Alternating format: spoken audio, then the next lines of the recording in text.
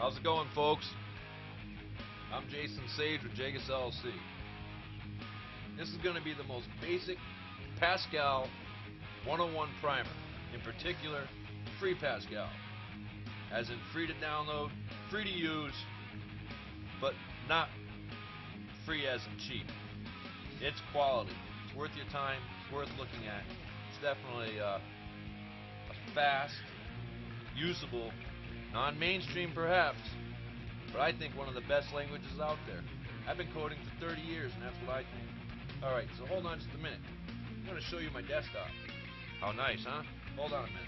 I'm actually working off the cuff. There's no script here. I'm going to try to see if I can walk through the steps that you would be going through, not knowing what to do, except I'm going to try to guide you so it's a little easier for you. Alright, so here we go. Alright, now my head's all small, right? My ego just went out the door. Alright, here we go. For starters, you can download FreePascal on their website. So let's take a look at that. And it probably changes from time to time, so it might not always be exact. This might be out of date the second I record it, you know. But we're going to go to FreePascal.org.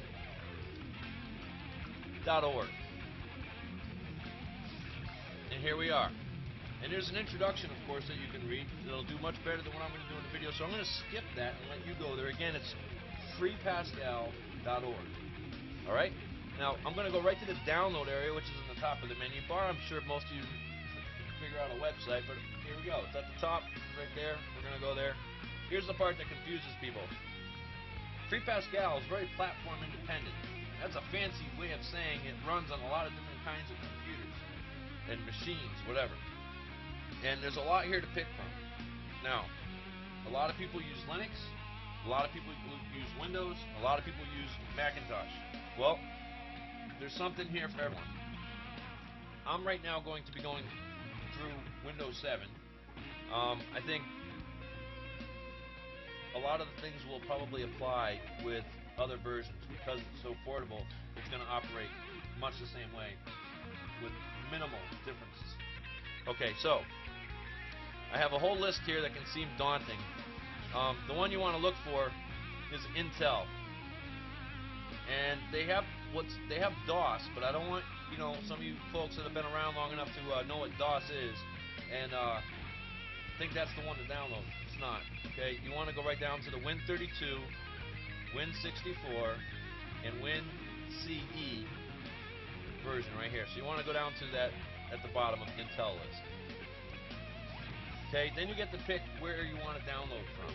I'm going to download from SourceForge just because it's SourceForge. I know they throw ads and stuff, but I don't know all these other places. So here we go. We've got a bunch of stuff here too, don't we? But fortunately, right at the top, they have a download that we can use that has everything, latest version, and 40 megs. Here it goes. We're grabbing it. I have to wait for the ad to go through. Blah, blah, blah. 2 seconds, whatever it is, like a little delay. And here it goes. Save file. This is version 2.6. Okay. It's an executable, so I should be able to just run it. So we're going to do just that. I probably should uninstall my other version first, shouldn't I? Yeah, I probably should. But we're going to see if it works without me doing that. Oh gosh, it's so risky. Here we go. Run. Typical installer. Now here's something I think is important. Their default directory is a good suggestion right here. It's using a directory that's not inside of the Windows program files directory or the program files, x32, whatever the heck it is for the old stuff or whatever they say, for the 32-bit stuff really. It works best in a directory that's outside of those, so it doesn't have that Microsoft, acting big brother, telling what your program can and can't do kind of stuff. Just having like something like drive C and like a letter or something short, or like the recommendation here, which is drive C, FPC, and then the version number, ideal. Okay. Alright, I'm going to do a full installation. There's no sense in doing anything but. It's going to create program shortcuts. Go for it. and it's going to associate certain files, which you're probably familiar if you've installed graphic programs or like sound programs, or even your browser sometimes taking over stuff. These ones right here, though, the fortunate thing is that most of these file extensions are only used for Pascal. So there you go. Now they have a default for .pt as one of the associations to be made with the FreePascal IDE. The IDE is an integrated development environment. It's just a way to load up your code, compile it from there, watch stuff break, you know, trace what's going on. You're more than welcome to use that. I have not found it to be the most user-friendly tool. The language is excellent. That's a tool to help you code, and it does work. And you might love it. I don't love it. I don't know. I just don't love it. So that's a thought. Anyway, so let's kill the music for a minute. We're going to associate with the file extensions with the IDE. I don't even think it's necessary to do that unless you want to use that IDE. And if you do, you might as well associate all of them because these are all Pascal extensions. For example, .pas is a Pascal file. Why wouldn't you associate a PAS extension with your IDE? You know, you would. So anyway, let's move past this. Okay, it's destination. We're getting a little summary here. We hit install.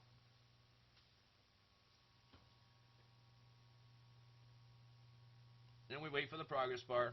If we added up all the time we wait for progress bars, we probably realize that a good chunk of our life has gone away, never to be reclaimed. Okay, here we go. FreePascal compiler. Done. View the README text. Sure, why not? Let's look at it. Whoa! All right, by the way, this editor is called Jagus Edit. It's not perfect. It's got some quirks. I wrote it.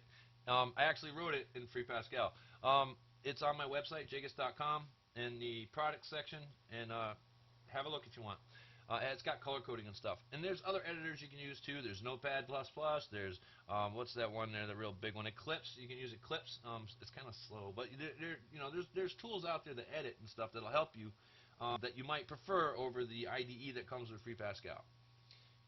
One of the benefits of the IDE that comes with FreePascal is that you can step through your code when it's running. That's very valuable.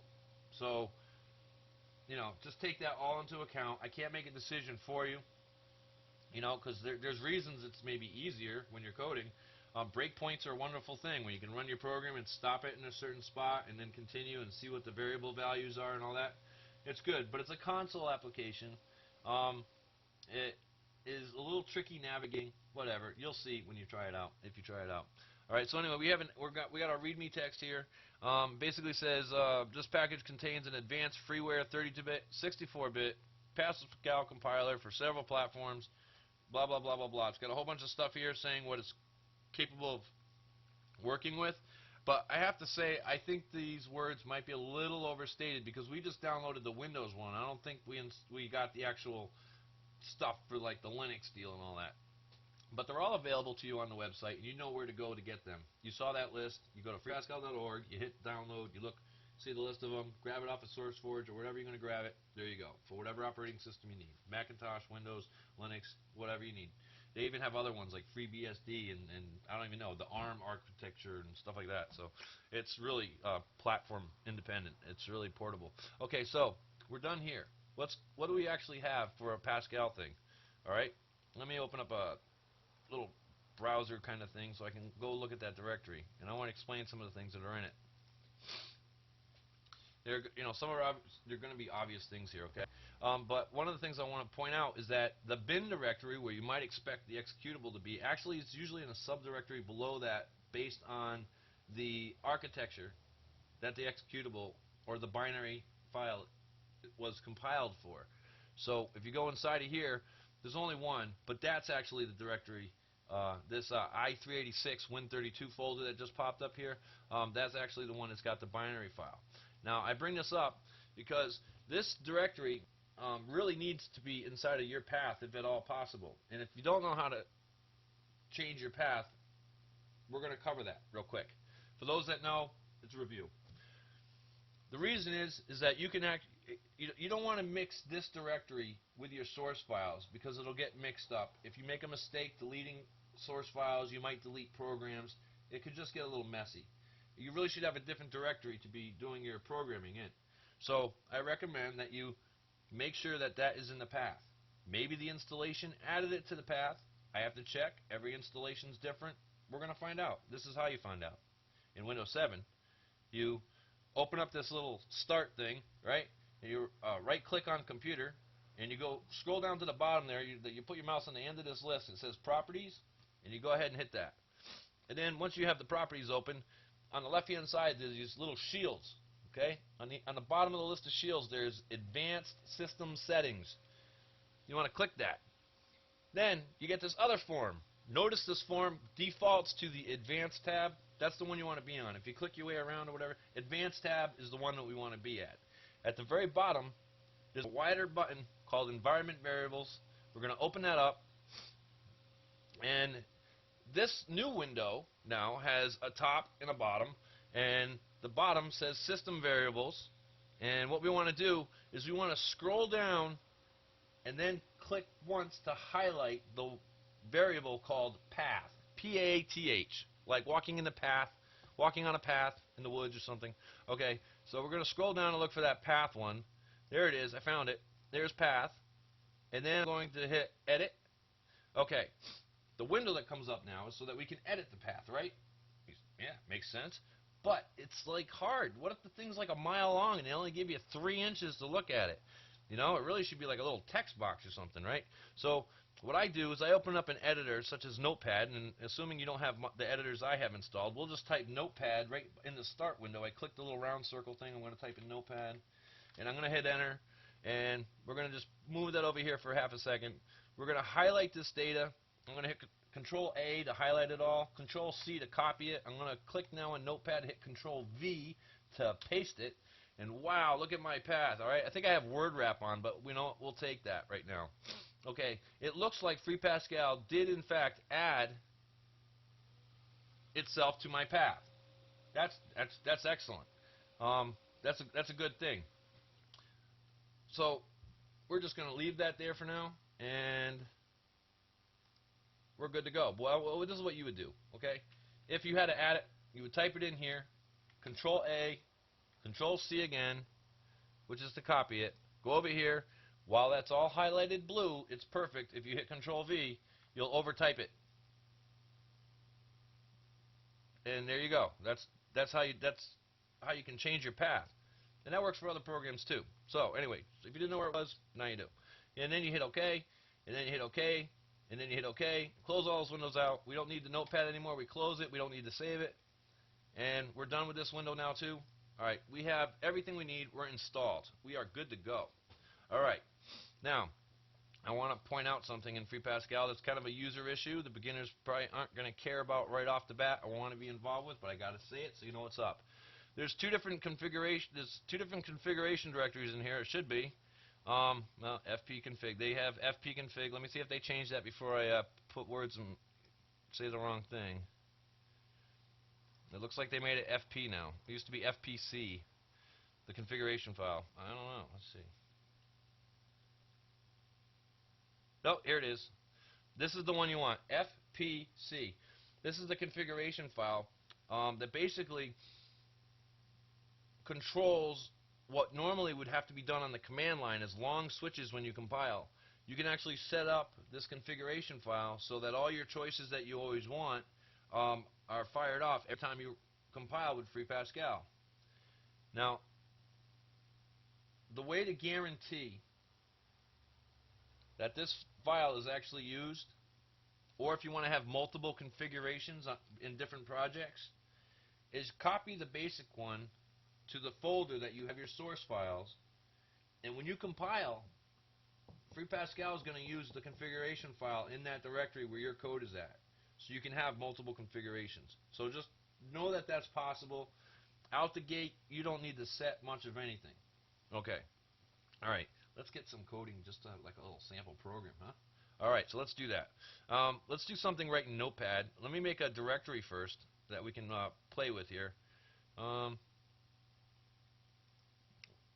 going to go to drive C. There's a temp folder right here, and it's empty. How perfect. I'm going to right-click. I'm going to create a new text file. If I can, there it is. I'm going to change the extension to PAS for Pascal. Yes, I actually want to rename it now, though. An important thing with Pascal is your program files need to have the same name as the file name without the extension. I don't think you can use spaces either. In Pascal, there's also this other construct called a unit, and that's kind of like a library. And the same rule applies because there's a line at the top of these files. One for a program it says program, and for a unit it says unit. But the name of it has to be stated next, and that unit also needs to match the file name without the extension, else you will get an error that the error message isn't really exactly too informative. So I'm just telling you so that you know this, because this is easy to do. You make a program called cast, and inside the program you call it Superman, and then it doesn't work. And you're like, what the heck? You know? So that's something to be aware of. Okay? So we're going to change this to something, one, without spaces, two, a little easier, like test.pass. All right? Or how about 101? How about Pascal 101? All right? Just Pascal 101. Okay? All right, let's open this thing up with Notepad because that's something you probably have. I don't want to choose a default program. Let me run Notepad and just open this thing. I am clicking Notepad because it's there. You can also type it down there. It'll come up. So here we go. I'm going to say Alt-F-O, which means file open, blah, blah. I'm going to hit C:/temp, and it's trying to do text files, so I'm going to tell it to do all files. And there we go. There's my Pascal file. Okay? So this is where I was talking about, where the name counts. So you have to start the program literally with the word program. So we're going to do program Pascal 101 and slash. Okay, semicolon rather. Not slash, semicolon. All right? That's how you start it. Then you can have variables. So you can use the VAR keyword. And your variable might be something like a string, like hello. All right? This is not a very powerful program that we're writing. But we can also do something like make a variable that's an integer. And now I'm going to actually write the core of our program, our powerful monster here, okay? Begin, and I'm going to type the word end. Now normally you end every kind of structure, except for the word begin, because that's the beginning of something. You end it with a semicolon. But this is the end of our program. So in that case, you have to use a period. And the same thing applies to a unit. So I'm going to put a period at the end. All right? Now that I got that, I want to do like a loop. Because I'm loopy. It makes sense, right? So let's do something loopy. All right. We're going to do this. We're going to do a for loop. I'm going to indent. I like to indent 2 spaces, personal preference. I don't like to use tabs because when you go from one editor to the other, they might be configured different. And when you had your code all beautiful and you move it to the other one, you're like, ah! You know, so we don't want that. So here we go. We have for I. Now, the assignment operator in Pascal is not equal. It's colon equal. This is so that the language can differentiate between assignment and comparison. And if you think this is like odd, C++ is a very popular and powerful programming language, all right? As is FreePascal, mind you. And they use equal as an assignment operator. So, you know, my variable equals 10, you know. But when they do a comparison, when they want to say, hey, does this equal that? They use 2 equal signs. It's 6 to 1, half a dozen of the other. The point is that the computer needs to know the difference between I'm assigning something and I'm comparing something. Fortunately, greater than less than doesn't run into this problem. So over here we have an assignment. It's for I is getting assigned. For I equals, we're going to say 1, 2, 20 because we're making a loop. Remember, I'm loopy, all that, right? And this is how you say do. So we're going to make a loop. It's actually going to count. We're actually telling the computer that we're going to count from 1 to 20. And what are we going to do while it's doing this loop? Well, that's why the word do is there, so we can say do. You could just do one command, by the way. You could just say something like this. You could say write line hi, and that's fine. That would work. But usually, in most of the loops you write, or will write, will probably be a series of commands that you do inside the loop. So this construct right here is not really ideal. And let me do something for you, just in case this thing's hard to watch. I didn't even think about this. I'm sorry. Okay, here we go. That's a little bigger, so you can kind of see what's going on. All right, so we could do that construct, but what I'm recommending, because you might do one command or many, is to always use the begin, end with a semicolon construct. Okay? And what are we going to do in our loop? What are we going to do 20 times? We're going to write whatever the word hello has inside of it. Well, let's do that. Write line. You can use write. That makes it stay on the same line. It keeps writing. It'll just keep appending like you're writing a long run-on sentence. But if we do write line, it's going to send a carriage return and line feed in a Windows environment, a line feed in a Linux environment. If you don't know what this means, it's like taking a typewriter and turning the wheel. All right, so we're gonna do the print of our variable s hello. Whoops, there we go. A semicolon at the end of every command. All right, so we have that. So, but right now I just noticed that wow, I'm gonna print s hello, but I haven't put anything in s hello. Hello. All right, so let's do another assignment, but we're going to do the assignment before the loop. Otherwise, the variable would be empty, and we wouldn't really be writing anything. We would just move the cursor down a few lines like we turn that wheel on a typewriter. Okay, so here we go. We're going to say s hello equals hello everyone. This is my first Pascal program. Let me make this one just a bit wider. And I want you to notice that I'm using apostrophes to surround the text. You can put quotes in the text, but to make a string you need apostrophes. But what if I want to put an apostrophe? What if I want to spell the word don't, or won't, or doesn't, or couldn't? How many more of these can I think up? I'm plumb out. All right, so let's see. What you do is you put two of them. This is my first Pascal program. Let me see how I can put the word isn't just to prove the point. Isn't this my first Pascal program? Hello everyone, isn't this my first Pascal program? You see how I have two apostrophes right here? I just want to make it clear. There's two of them, not a pair of quotes. I mean, not one character that's a quote character that looks like two apostrophes. It's got to be two apostrophes, otherwise it's not going to work. The compiler will tell you where you messed up usually.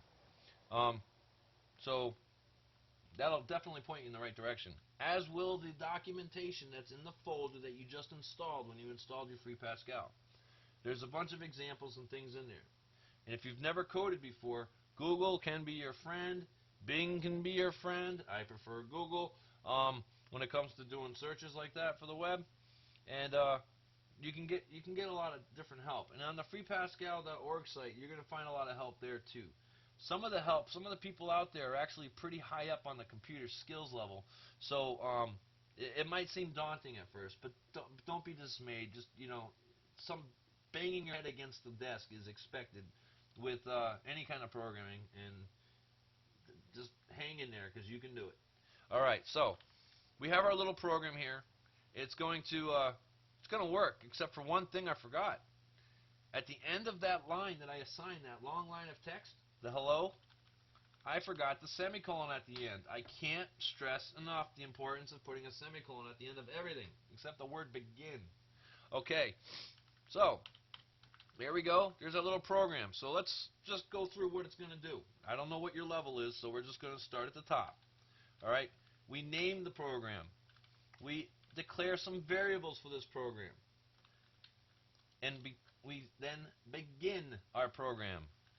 And at the end of it, we end our program, right? So let's go back to begin rather than jumping ahead. You're always jumping ahead. I wish you wouldn't do that. All right, so we got begin, and we have the variable that we declared above as a string being assigned a string, Hello everyone, isn't this my first Pascal program? I probably should make it a question mark, just to be funny. At least a sentence makes a little more sense somehow. For I equals 1 to 20, do. We're going to iterate 20 times. We're going to loop 20 times. We're going to write.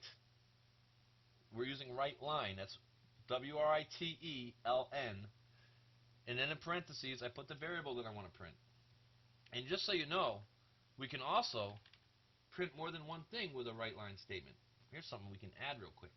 I is our variable that we're counting with. We can print the letter I,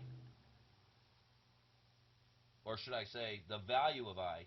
It's a variable. When I go to write that on the screen, I is actually going to be changed to the actual value that's inside of it. If you think of a variable as a box, the number that's in the box, each iteration will be what gets printed. All right, so we have hello. I'm going to put a space in front of the word hello because our letter I now is going to, otherwise would be bumped up against it. We'd have the number 1 and the H right up against each other. Okay, so we're good. So one more time. Begin. We assign the variable s hello. We start doing a loop. Inside the begin and end that's associated with the loop, we're going to do this instruction each time the loop goes around. It's going to go around 20 times, and then our program's going to end. End of story. Not that hard, but when you're first starting out, this will at least give you something to like start from that actually does something, and then you can keep experimenting. All right, so here we go. We're going to save our work. You want to save often because you don't want to lose your work, because right when you're starting out, it might not be that big a deal, but after a while, you start writing a bunch of stuff, you don't want to do it again. So you want it, if you got it perfect, and there's nothing worse if you got it like perfect and you were really happy with it, and then you accidentally lost it because you didn't save or you messed it up somehow. That can be devastating. So save often. That's the moral of that story. All right, so now I'm going to open up a command prompt. CMD. I hit the start window. I type CMD. I want to get to the command prompt. It starts me in my users JSON directory. But this file is in the C:\temp directory. So I'm going to type CD to change directory, C:\temp, hit enter. Now I'm in the temp directory. If I hit dir, I can see in this. I know this text is like so small. Let me see if I can do something here. Properties, font. I'm just trying to make it bigger. We'll go with that, and now it's bigger. Okay, so I just did a little directory listing, and I see our little Pascal 101.pass program. So let's compile it. FPC. Let's see if we got it. If you type FPC at the command line, and you're not in the FPC directory, that bin directory, and you get something like this, that's good. That means that you have FreePascal in your path. It's working properly. That's the compiler. The help is trying to give. I never read. I just know it's running, so that's good. Now we're going to make it actually compile our stuff. So I'm going to hit Control-C to stop it. I'm going to type FPC again, type Pascal 101.pas, hit enter, and it tells me a few things. It tells me the compiler version, okay? And it's for the i386, okay? Tells me the copyright information and who it was originally by, or who has the copyright. That's Florian Kempfel. I think that's how you say his name.